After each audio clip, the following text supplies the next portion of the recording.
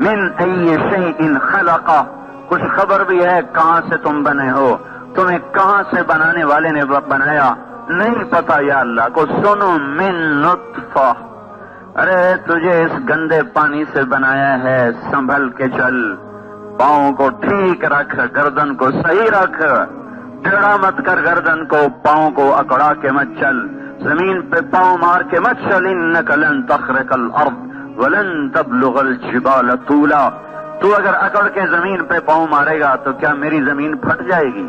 اور تو ایسے گردن اونچی کر کے چلے گا تو کیا تیرا قد میرے پہاڑوں سے اوپر چلا جائے گا؟ تو پہاڑ کے اوپر نہیں جا سکتا، زمین کو نہیں پھاڑ سکتا، تیری اوقات کیا ہے؟ بنو اسرائیل میں ایک شخص تھا، نافرمانی میں زندگی گزری، کہنے لگا جب میں مر جاؤں میری لاش کو جلا دینا اور میری راکھ کو بکھیر دینا، کچھ دریا میں بہا دینا، کو ادھر بہا دینا، کو ادھر بہا دینا۔ وہ یوں کہہ رہا تھا کہ میں ایسا بکھر جاؤں کہ مجھے جمع نہ کیا جا سکے، کہ اگر میں جمع ہو گیا تو میری بڑی سخت پکڑ ہوگی۔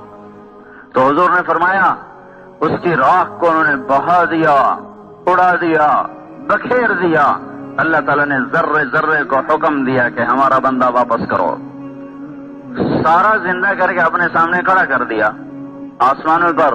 بول بھائی یہ کیا کیا تھا، یہ کیا کیا تھا؟ کہ یا اللہ تجھ سے ڈر گیا تھا کہ میری خیر نہیں اگر میں قبر میں گیا، تیرے ڈر کی وجہ سے کیا تھا، کہ اچھا جاؤ اسی پر تجھے معاف کر دیا۔